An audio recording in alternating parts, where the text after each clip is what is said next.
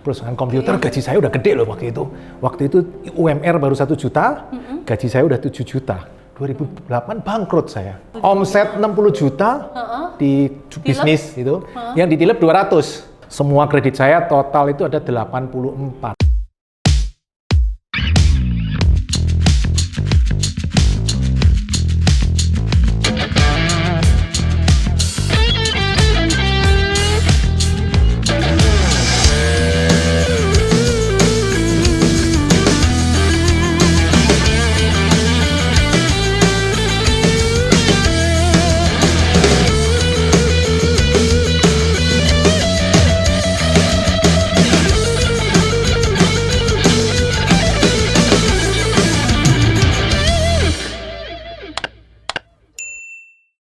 Sahabat rock and roll, apa kabar? Hari ini aku baru ketemu aja sama Pak Pipo ini sebelah aku. Kenalin dulu, ini Pak Pipo. Halo, apa kabar? Sebutnya Pak Pipo sebagai apa nih? Investor? Investor properti passive income. Luar biasa tuh, investor properti passive income. Ngobrol sedikit tadi gue langsung gini, tung kok di kepala aku dolar semua ya? Pak Pipo itu dolar.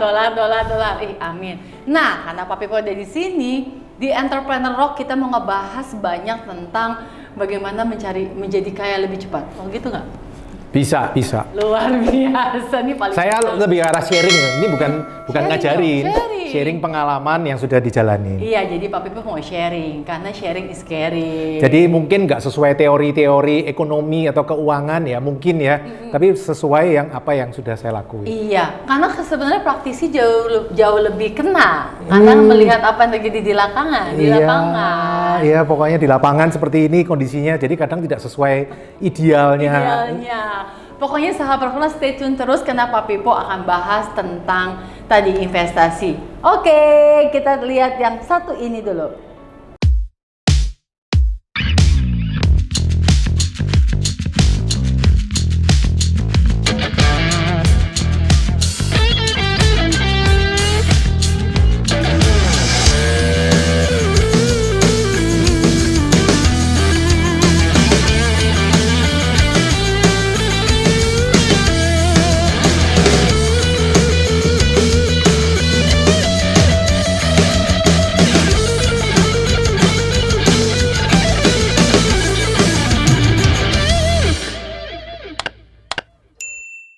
Oke, sahabat rock and roll, kalau mengamati, cila bahasa gue luar biasa nih, di sosial medianya Pak Pipo, beliau adalah salah satu entrepreneur yang sukses. Terima kasih. Terus juga dari nol. Nah, sebelum kita ngebahas tadi cepet kaya, strategi, caranya bagaimana untuk memanfaatkan harta yang sudah kita punya, aset kita punya, kita sedikit dulu, balik dulu. Orang mau ngeliat atasnya doang enak. Waduh, iya. Pak Pipo mah enak sekarang gini gitu. Dia nggak tahu di belakangnya kayak gimana. Tetap nggak enak lah, semua pasti ada sisi nggak enaknya lah. Ada sisi nggak enaknya. Iya. Sedikit aja Pak Pipo. Awalnya dulu karirnya itu lebih kemana? Saya lulus kuliah tahun 97. Ya. Oh, jadi udah tua banget kayaknya ya. Sebelum tahun 2000. Beda tipis sama. Lulus kuliah terus kerja jadi karyawan. Ekonomi jurusannya? Dulu jurusan teknik sipil dan psikologi. Tuh, teknik sipil dan psikologi. Jadi disebut teknik psikologi berarti ya kalau digabung. Lulus Okay. tahun 97, saya kerja di dekat sini nih, Cipete. Cipete sini? Saya di Astra di sini. Oh, Astra. Tapi justru saya melihat bahwa itu saya belajar banyak di situ. Sehingga tahun 2001 saya pindah ke perusahaan komputer. Perusahaan komputer, gaji saya udah gede loh waktu itu.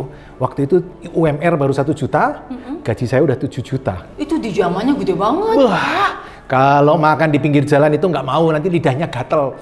Kalau naik pesawat, kalau nggak yang kelas atas nggak mau. Wah, udah. Enak, waktu itu enak lah. UMR 1 juta, gaji saya 7 juta. Insentif bisa 4 juta, menurut saya sudah enak. 7 kali lipat. Iya, kalau sekarang UMR 4,5 kali 7 aja udah berapa? Anak muda income-nya segitu. Wah, belum ada tanggung jawab. Wah, masih enak, udah bebas. Pacar 10 tapi. Enggak. Kalau pacaran bisa diklaim kantor lagi. Wah, enak banget diklaim ya. Terus tahun 2002 mulai baca-baca buku itu tuh, pengembangan diri. Wah, terus jadi pengen, harus jadi pengusaha nih.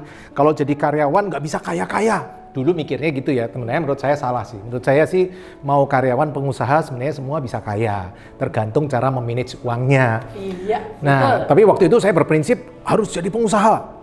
Resign. Sampai atasan saya heran, kamu ngapain resign? Mau bisnis sendiri? Bisnis apa? Nggak tahu, pokoknya resign. Anak muda kan, wah semangat pokoknya. Pokoknya berandaskan teori buku yang iya. dibaca.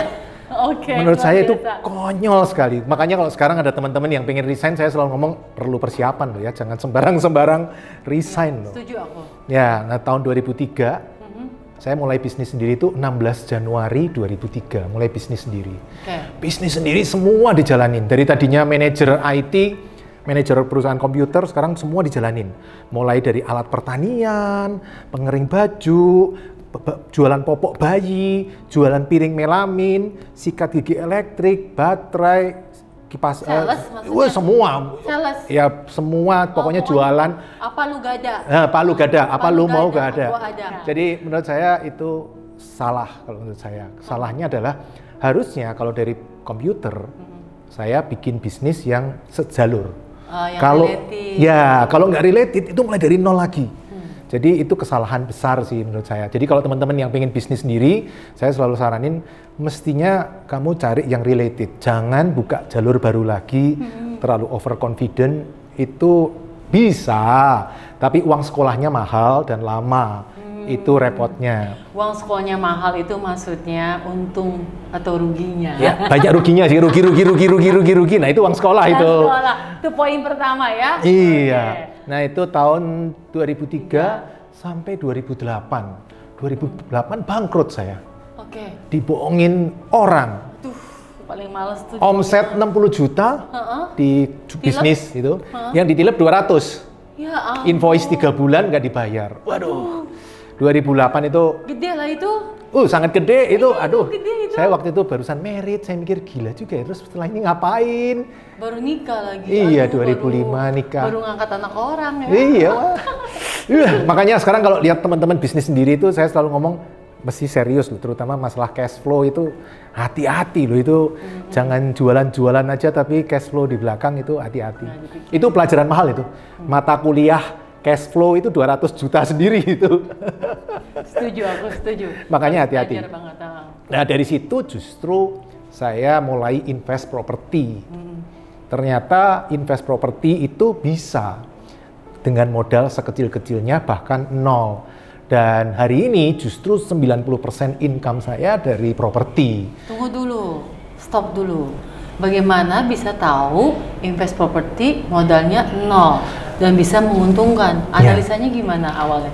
Awalnya itu gini loh, 2001 saya kan baca buku dari luar lah tentang cash flow. Terus saya terinspirasi. Ih, enak ya kalau punya properti yang income-nya lebih besar dari angsuran. Iya dong. Jadi dia bisa ngangsur sendiri. Iya, terus dapat lebih lagi. Iya.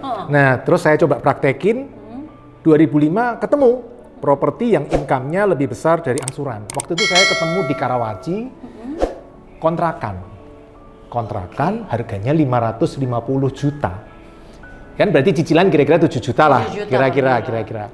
Nah itu kontrakannya 20 pintu. Disewain ke orang 550.000 per bulan.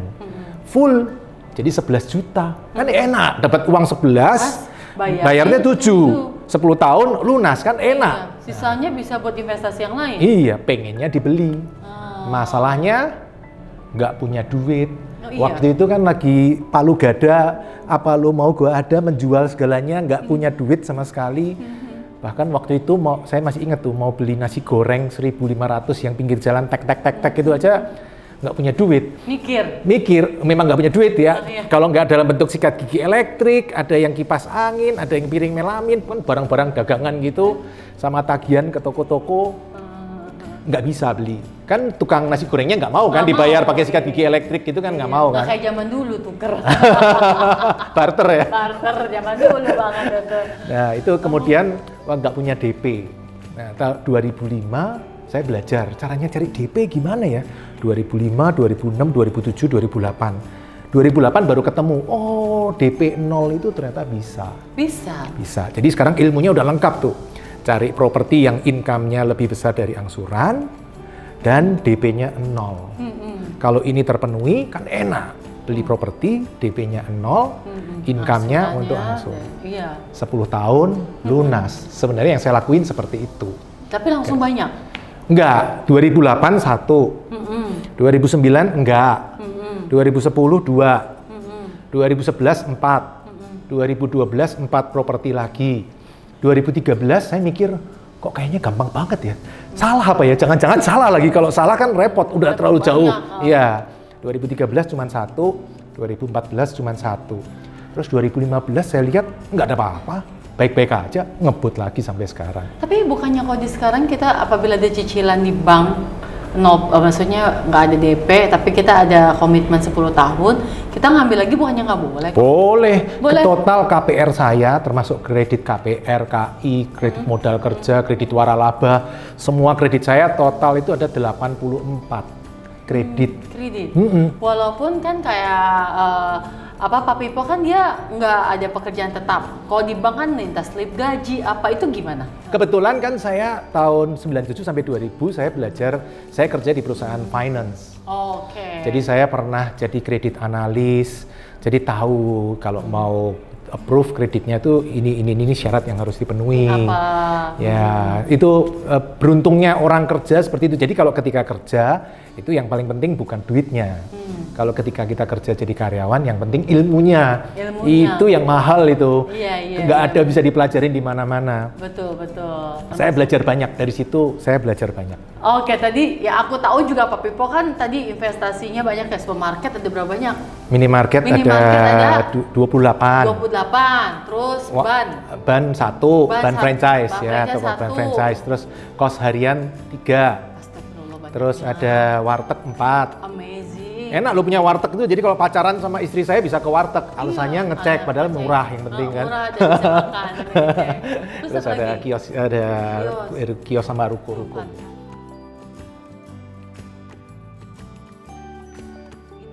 Mungkin bisa sharing ke sahabat rock and roll. Iya. Kayak kita gampang gini. Anak muda tadi komitmen. Pertama ada statement dari Pak Pipo, kalau lu mau resign, jangan langsung resign tanpa preparation. Kalau mau jadi pengusaha, harus pikir dulu kayak apa. Tapi Pak Pipo bilang bahwa semua harus perencanaan, harus related segala macam. Nah, sahabat rock and roll pasti mau cepet sukses, cepet kaya. Apalagi tanpa DP. Waduh. Nah, stepnya harus gimana ngikutinnya? Sebenarnya cepet kaya itu nggak ada. Semua itu pasti proses. Tuh, cepet kaya nggak ada. Kaya adalah akumulasi, bukan kaya langsung tahu-tahu dieng gitu. Orang menang undian miskin lagi, nggak bisa tetap kaya. Orang yang sekali tampil dapat ratusan miliar miskin lagi, karena nggak siap keuangan. Mesti belajar kecerdasan keuangan. Itu luar biasa. Kecerdasan keuangan itu penting. Ilmunya juga dalam.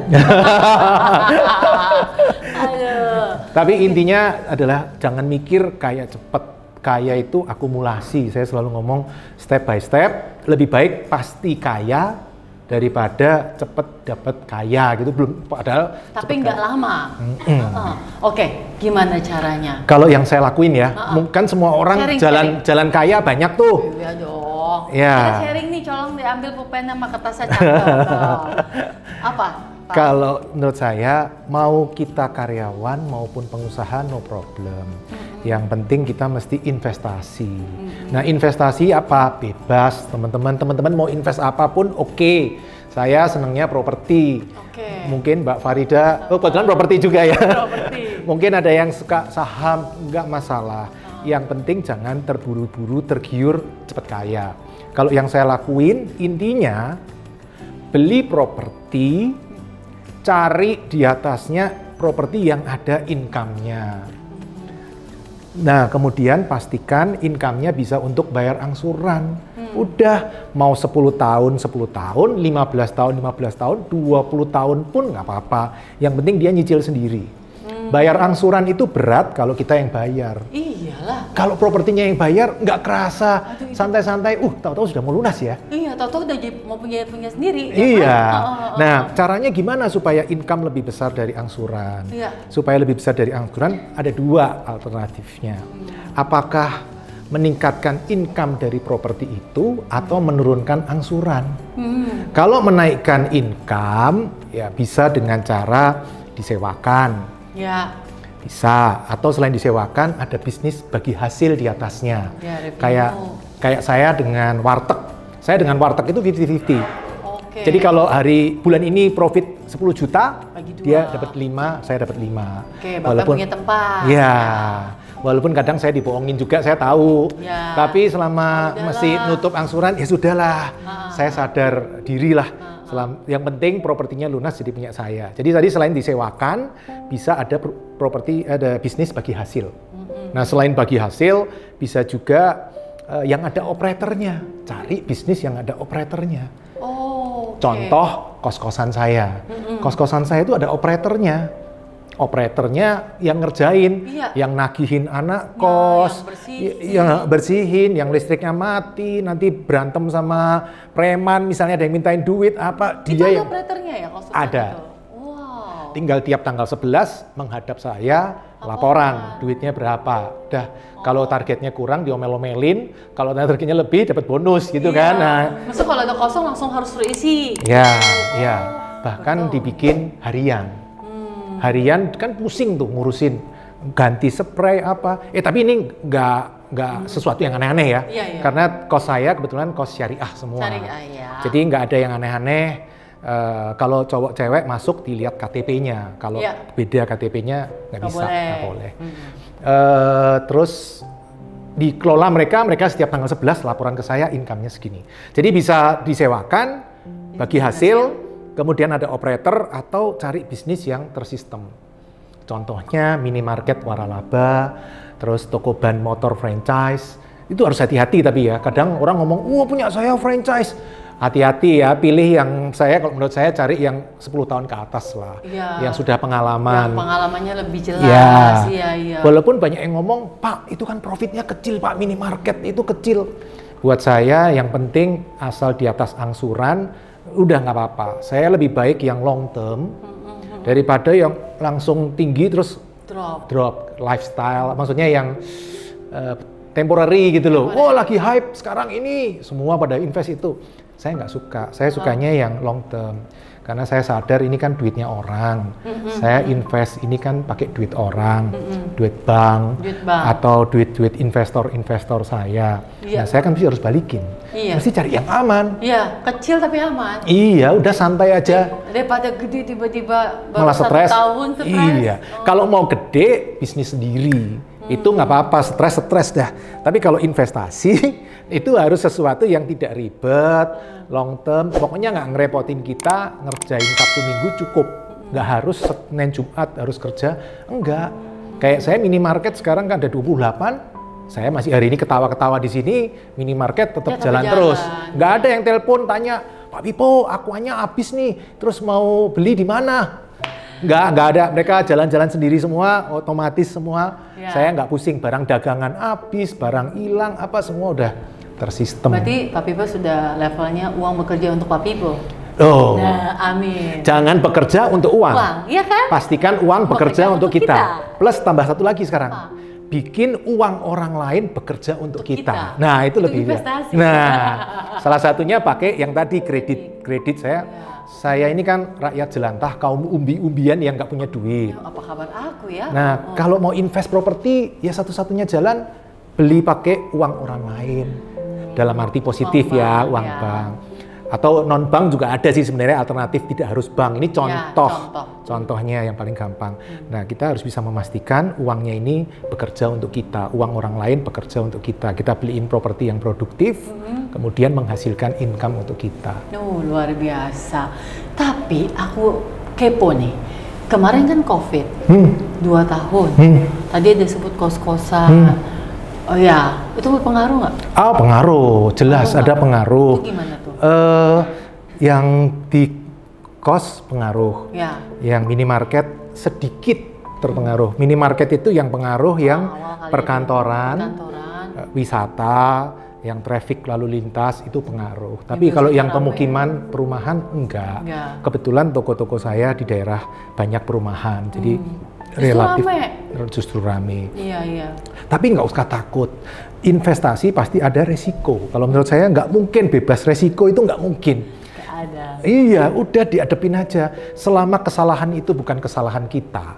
Siapa yang bisa prediksi COVID? Nggak ada orang yang bisa prediksi COVID. Nggak ada. Udah hadapin aja.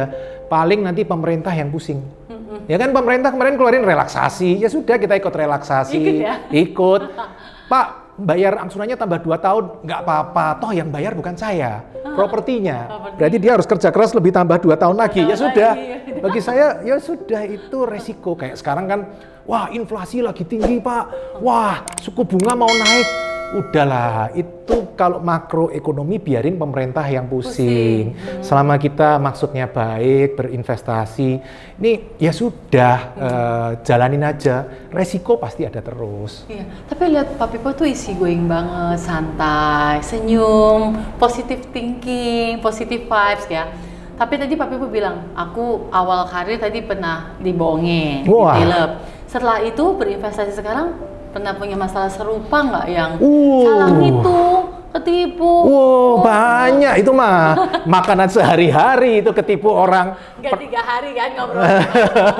Pernah beli properti. Yang paling heboh misalnya, gimana? Pernah beli properti di satu kota di barat Jakarta.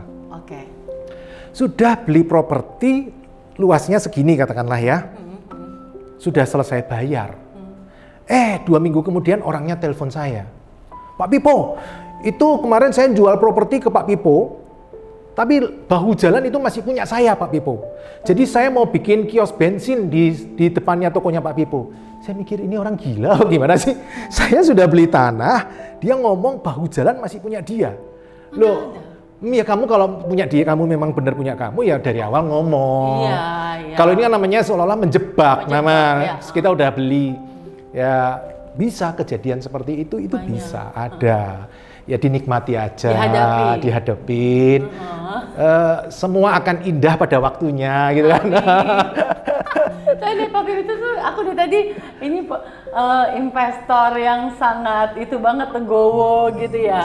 Berarti karena istri tadi sayang banget ya di rumah. Iya, saya mau ngobrolin tadi KPR suami kalau punya KPR banyak itu tambah disayang sama istri. Kenapa? Kayak contohnya istri saya ya. Dulu kalau saya nggak punya KPR, mau makan di pinggir jalan, mau ngapain cuek. Sekarang punya KPR banyak. Makan nggak boleh di tempat yang jorok-jorok, nggak boleh. Dimasakin yang sehat-sehat, kasih suplemen, batuk sedikit langsung dibawa ke dokter spesialis. Saya tanya, kamu kok sekarang tambah sayang sama aku sih? Terus istri saya bilang, ini bukan sayang, ini masalahnya KPR-mu masih banyak, angsurannya masih banyak. Ntar kalau kamu ada apa-apa repot ini aku. Jadi untuk bapak-bapak yang istrinya kayaknya kurang sayang, nah coba ambil KPR yang banyak, tapi KPR yang produktif ya. Jangan yang asal-asalan. Cari KPR yang income-nya lebih gede dari angsuran. Kalau income lebih besar dari angsuran, santai aja nanti dengan berjalannya waktu dia lunas. Aku sampai ketawa banget, ngebayangin. Tapi tenang, KPR itu sebenarnya kan ada asuransi. Ada asuransi. Ya, asuransi jiwa. Tapi jangan ngomong-ngomong istri saya, biar dia tetap sayang, ya kan? Ada yang cover ya. Kalau anak-anak muda, investasi yang paling aman tuh apa? Buat anak muda, sarannya Pak Pipo apa? Kalau saran saya, yang saya pribadi, ini saran pribadi ya. Saya bisa salah, tapi menurut saya yang bagus itu satu properti seperti yang saya lakukan. Properti kelihatannya modalnya gede Pak, 2 miliar. Enggak, kalau kita ngerti caranya, pakai uang orang lain, pakai kredit, bahkan kita bisa nyicil ke penjual. Jadi nggak harus kredit ke bank, malah kita bisa nyicil ke penjual itu bisa. Developer. Contoh ke developer, secondary juga bisa loh. Bisa. Ada orang yang mau dicicil 5 tahun gitu ada loh. Jadi mungkin dia butuhnya hanya 50 juta atau 100 juta, sisanya bisa dicicil. Tapi intinya kita belajar permodalan, pembiayaan. Kalau itu udah bisa dikuasai, sebenarnya properti 2 miliar itu ya tinggal tunjuk-tunjuk aja kan DP-nya 0, kemudian angsurannya dibayar oleh propertinya.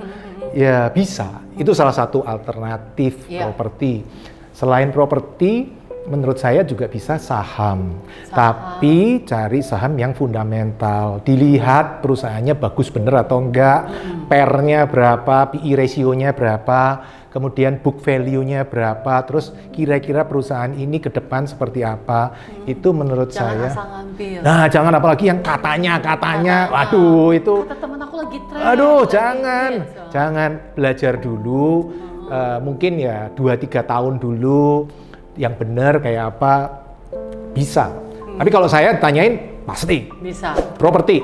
Nomor 1 yang paling penting properti. Tapi ya mentalnya kuat gak? Iya. Utang 2 miliar gitu kan kuat gak? Kuat. Kalau saya dulu kuat sekali, soalnya sudah nggak ada jalan mundur ya kan, kaum umbi-umbian rakyat jelantah ini hadepin aja. Ya sampai sekarang sih ya baik-baik aja. Oh ini buktinya kok bisa melewati dan sukses. Masih bisa ketawa-ketawa. Walaupun di dalam hati menangis cie. Baik. Tapi Pak, bagaimana dengan statement Ibu Sri Mulyani ya? Bahwa katanya anak muda sekarang susah punya properti. Itu betul loh. Itu gimana sih? Coba diklarifikasi. Maksudnya aku bingung kenapa gaji dia fresh graduate udah banyak yang lumayan, harga properti banyak yang murah. Kenapa dibilang susah? Ya, karena properti semakin lama semakin mahal. Yes. Jadi teman-teman kalau mau invest properti buru-buru, apalagi sekarang lagi krisis. Wah, ini lagi enak-enaknya ini properti. Banyak yang ngomong properti lagi susah, Pak. Susah buat siapa? Susah buat pembeli apa penjual? Penjual. Kalau buat pembeli, wah ini kesempatan kalau mau beli properti segera. Nah, maksudnya Bu Sri Mulyani itu untuk mengingatkan teman-teman yang anak muda ini. Ayo segera invest, jangan uangnya untuk hal-hal yang nggak perlu, habis terus uang itu mau dikasih berapa? Waduh. Buat ini festival-festival. Ya, harus pikirin masa depan gitu ya. Ini harus di-switch ke planning ya. Planningnya lebih matang ya. Minimal prinsipnya minimal 10% dari income harus ditabung. Berapapun income-nya harus ditabung walaupun Pak, saya cuman UMR, tetap harus ditabung. Pak, income saya gede, tetap harus ditabung. Pelan-pelan ditambah terus. Lama-lama bisa mendapat gede. Income itu kan sebalik lagi, investasi itu ujung-ujungnya sukses di investasi adalah kemampuan menunda menikmati hasil. Tambah lagi ditumpuk, nanti akhirnya hasilnya luar biasa. Jadi kesuksesan kemampuan menunda menikmati hasil. Itu kunci investor. Kayak anak-anak sekarang nih baru dapat gaji sedikit, pergi ke Bali habisi. Langsung mau menikmati. Kalau zaman dulu kita ada uang pegang dulu beli emas kalau aku dulu beli emas gitu ya. Ya, intinya diinvestasiin terus digulung terus. Kayak properti sampai hari ini saya tidak pernah menikmati. Saya gulung aja terus. Nanti kalau sudah umur saya 50, saya pensiun, udah tinggal jalan-jalan, passive income udah kekumpul. Luar biasa. Ya, kemampuan menunda menikmati hasil. Nah, itu nomor 1. Kemampuan menunda. Oke, itu akan terapkan di diri aku dan diri sahabat rock and roll ya. Awas itu, menunda menikmati hasil. Iya, jadi sampai petugas pajak aja ke rumah saya kaget. Pak Pipo, propertinya banyak kok rumahnya jelek. Lah iyalah, saya utangnya masih banyak Pak, saya masih harus melunasi. Padahal kan biar kelihatan bahwa ini belum waktunya. Belum waktunya, kita masih secukupnya aja lah ya, makan secukupnya. Cukur rambut juga masih di pasar juga masih nggak apa-apa, baju juga masih jelek, nggak apa-apa. Kemampuan menunda menikmati hasil adalah kunci investor sukses. Itu kuncinya. Sahabat rock and roll, ini pertanyaan terakhir buat Pak Pipo. Kalau anak muda mau beli properti, yang perlu diperhatikan apa? Oke, kalau mau beli properti, kalau menurut saya yang perlu diperhatikan nomor 1, pastikan properti itu ada income-nya. Jangan beli properti karena katanya di situ mau naik. Aduh, mau naik itu anggap bonus. Yang paling penting ada income-nya. Keuntungan di properti, keuntungan diperoleh waktu membeli, bukan waktu menjual. Jadi waktu waktu beli harus sudah untung. Jangan nanti kalau dijual untung, itu mah telat. Belum tentu. Iya. Karena kenaikan itu tidak bisa diprediksi. Ya bisa cepat, bisa lambat lah. Itu anggap aja bonus. Yang perlu pasti adalah income lebih besar dari angsuran. Jadi carilah properti yang ada income-nya. Kemudian pastikan income-nya lebih besar dari angsuran. Ketiga, kalau bisa DP-nya 0. Saya menyebutnya rumus ini, kalau lupa, sebutnya komodo. Apa itu? KO, kerja ogah. Kita ogah kerja, caranya gimana? Properti yang bekerja untuk kita menghasilkan passive income. Ya, kedua MO, mengangsur ogah. Caranya gimana? Kita ogah bayar angsuran, propertinya harus menghasilkan income lebih besar dari angsuran. Nah, terakhir DO, DP, ogah. Kita ogah bayar DP, caranya gimana? Kita beli properti dengan DP 0. Misalnya properti yang under value di bawah pasar. Sehingga DP-nya bisa sekecil-kecilnya, syukur-syukur 0. Itu bisa, kuncinya 3 ini kalau dijalanin, saya bisa, teman-teman bisa. Income bisa macam-macam, bisa dari kayak saya disewain, warteg, kos harian, toko ban, atau minimarket bisa. Tapi mungkin teman-teman juga nanti ketemu yang lain. Ternyata tempat parkir bisa, Pak. Ya, tempat parkir yang tersistematis bisa menghasilkan passive income. Mungkin di sebelah stasiun atau apa, nggak apa-apa. Atau mungkin ada yang, Pak, ini bagusnya WC umum, Pak, di tempat wisata menghasilkan passive income. Nggak apa-apa juga. Yang penting menghasilkan passive income. Passive income adalah income yang kita dapat tanpa bekerja, berlangsung terus-menerus dan rutin. Udah intinya itu doang. Kalau tambahin komodo CP. Apa itu? CP-nya cuan pasti. Nah, itu penting itu. Harus jangan katanya cuan itu. Pasti. Apalagi katanya marketingnya. Katanya marketingnya. Kalau marketing mah ngomong yang bagus-bagus. Pastikan kita harus due diligence, pastikan itu benar atau enggak. Benar, kita harus make sure, kita harus jeli. Karena kalau bahasa katanya dia bisa berkelit kata siapa. Nah, itu lebih bagus kalau belajar dari yang sudah pengalaman. Iya, pengalaman seperti Pak Pipo ini. Thank you. Pokoknya kita harus belajar, terus harus jeli. Tadi ternyata dengan modal 0, terus uang bekerja untuk kita sebagai riset itu luar biasa sih. Aku tuh kepikiran, aku harus memaksimalkan bisnis properti. Iya. Investasi properti. Properti ya, kurang lebih kalau tadi Farida ngobrol kan, propertinya disewain. Nah, kalau disewa itu paling rata-rata 2-5% per tahun. Properti 1 miliar disewain 20 juta sampai 50 juta per tahun. Nah, kalau dipakai untuk usaha, tapi usahanya nggak harus kita, bisa orang lain kan, seperti yang saya lakukan, itu bisa menghasilkan sampai 18%. Aku ngerti. Kalau 18%, 10 untuk bayar bunga, 8% untuk nyicil pokok, 10 tahun lunas, jadi punya kita. Ketika jadi punya kita, propertinya sudah mahal, income-nya 100% masuk kita, dan income-nya saat itu udah gede, udah bukan kecil lagi, tapi income-nya udah gede. Nanti malam aku diskusi sama suami aku untuk memaksimalkan properti yang ada. Properti harus bekerja keras, kita tidak boleh diperbudak oleh properti yang harus kita perbudak, dia harus kerja keras. Menghasilkan uang untuk kita. Setuju, Thank you Pak Pipo, pokoknya hari ini banyak daging. Banyak banget input, aku pribadi langsung melek, ting. Oh iya bener ya, sama ini nggak kepikiran. Ilmunya Pak Pipo luar biasa. Semoga bermanfaat buat sahabat rock and roll. Thank you banget for sharing. Terima kasih. Semoga makin sukses. Sama-sama. Makin banyak propertinya. Pokoknya aku minta dikasih alamat ya, wartegnya di mana, dan minimarketnya ya di mana. Gak ngaruh ya, nggak dapet diskon orang kerja. Baiklah, sampai ketemu lagi sahabat rock and roll di segmen Entrepreneur Rock selanjutnya. Bye.